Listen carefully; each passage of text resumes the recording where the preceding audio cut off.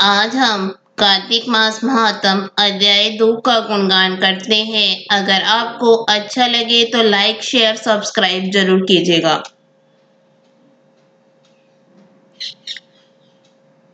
भगवान श्री कृष्ण ने कहा, हे देवी गुणवती, अपने पिता व पति को राक्षस के द्वारा मारे जाने का समाचार सुनकर बड़ा विलाप करने लगी। हाँ नाथ, हाँ पिता, मुझको त्याग कर तुम कहाँ चले गए? मैं अकेली कन्या हूँ, तुम्हारे बिना अब मैं क्या करूँ? अब मेरे भोजन और वस्त्र आदि की व्यवस्था कौन करेगा? घर में स्नेह पूर्वक मेरा पालन पोषण कौन करेगा? मैं कुछ नहीं कर सकती, मुझ विधवा की रक्षा कौन करेगा? मैं कहाँ जाऊं, कहाँ रहूं? मेरा तो अब कहीं ठिकाना नहीं रहा। इस तरह रोती और बिलखती गुणवती पछाड़ खाकर पृथ्वी पर गिर पड़ी और मूर्छित हो गई और देर तक पड़ी रही। जब होश में आई तो पूर्ववत अत्यंत करुण विलाप कर शोक सागर में डूब गई। जब कुछ संभाली तो उसे ध्यान आया कि मेरे पिता तथा पति की मृत्यु के पश्चात उनकी क्रिया करनी चाहिए, जिससे उनकी गति हो सके। अतः उसने अपने घर की सारी वस्तुएं बेच दी। उनके बेचने से जो पैसे उसे मिले, उनसे अपने पिता और पति की श्राद्ध आदि क्रिया की। फिर वह उसी नगर में रहती हुई भगवान विष्णु की भक्ति में आठों पहर रहने लगी। उसने जन्म से लेकर मृत्यु तक नियम पूर्वक सारी एकादशियों के व्रत और कार्तिक महीने में उपवास तथा व्रत किए।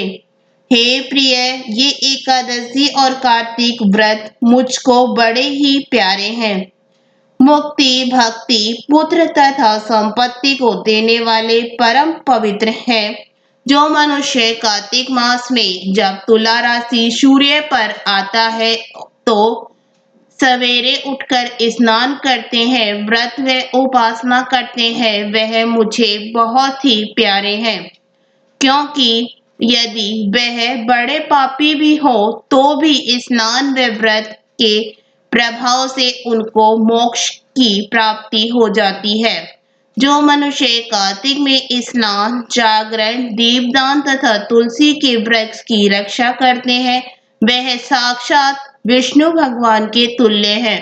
जो मनुष्य कार्तिक मास में मंदिर में झाड़ू लगाते हैं और स्वास्तिक बनाते हैं और विष्णु पूजा करते हैं, वह जीवन मुक्त हो जाते हैं।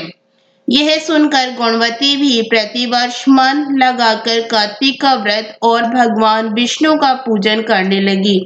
हे प्रिय, एक बार वह ज्वर ग्रस्त थी और दुबली हो गई थी, फिर भी किसी न किसी प्रकार गंगा स्नान के लिए चली गई। गंगा तक पहुंची भी, किंतु शीत के मारे वह बुरी तरह से कांप रही थी। वह एकदम शिथिल हो गई। तब वह मेरे भगवान विष्णु के दूतों के द्वारा मेरे धाम में लाई। उनके पश्चात ब्रह्मा आदि देवताओं की प्रार्थना पर जब मैंने कृष्ण का अवतार लिया तो उस समय मेरे गण भी मेरे साथ आए। वह सब इस पृथ्वी पर यादव बने हैं। तुम्हारे पिता जो कि पूर्व जन्म में देव शर्मा थे, इस प्रकार सत्राजीत हैं। पूर्व जन्म में चंद्र शर्मा जो तुम्हारा पति था वह डाकू है। और हे भामिनी, तू ही वह गुणवती है। यह कार्तिक व्रत का ही प्रताप है जिससे कि तू मेरी अर्धांगिनी बनी है। पूर्व जन्म में तुमने मेरे मंदिर के द्वारे पर तुलसी का पौधा लगाया था।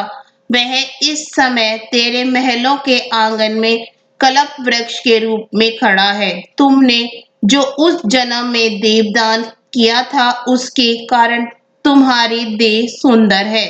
तुम्हारे शरीर में शोभा है और घर में साक्षात लक्ष्मी निवास करती है।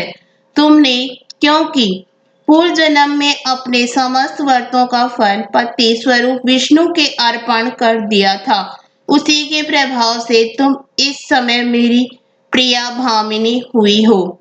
पूर्व जन्म में आजीवन तुमने जो नियम से कार्तिक मास का व्रत किया था, उसका यह प्रभाव है कि मेरा और तुम्हारा कभी वियोग नहीं होगा।